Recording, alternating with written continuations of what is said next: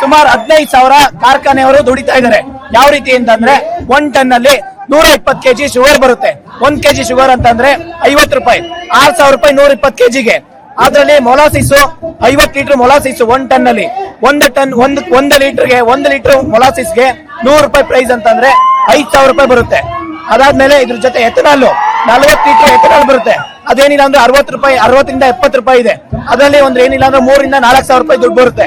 ಅಂದ್ರೆ ಅದಾದ್ಮೇಲೆ 1 ton sugar ಕೇನಿಂದ by product ಆಗಿ ವಿದ್ಯುತ್ ತಯಾರಿ ಮಾಡ್ತಾರೆ. ಅದು 1,000 ರೂಪಾಯಿ ಅರ್ನ್ ಮಾಡ್ತಾರೆ. ಟೋಟಲ್ ಎಲ್ಲ ಕಲೆಕ್ಟಿವ್ ಇದು ಮಾಡಿದ್ರೆ ಸುಮಾರು 15ರಿಂದ 16,000 ರೂಪಾಯಿ ದುಡಿತಾ ಇದ್ದಾರೆ ಕಾರ್ಖಾನೆಗಳು. ನಾನು ಎಲ್ಲಾ ಕಾರ್ಖಾನೆಗಳು ಇರ್ಬೋದು, ಸರ್ಕಾರ ಏನು ಒಂದು FRP ಇದೆ, ಫೇರ್ ಅಂಡ್ ರೆಮ್ಯುನೇಟಿವ್ ಪ್ರೈಸ್ ಅನ್ನೋದು 3,555 ರೂಪಾಯಿ ಇದೆ. ಅದನ್ನ ಈ ಕೂಡಲೇ ರೈತರಿಗೆ ಅದು ರೀಚ್ ಆಗ್ಬೇಕು. ಅದು ಮ್ಯಾಂಡೇಟರಿ ಇದೆ. ಮ್ಯಾಂಡೇಟರಿ ಇರೋದನ್ನೇ ನೀವು ಫಾಲೋ ಮಾಡ್ತಾ ಇಲ್ಲ ಅಂತಂದ್ರೆ ಮತ್ತೆ ರಾಜ್ಯದಲ್ಲಿ ಮತ್ತೆ ಇನ್ನೇನ್ ಫಾಲೋ ಮಾಡ್ತೀರಾ ಅಂತ ಗೊತ್ತಾಗ್ತಿಲ್ಲ.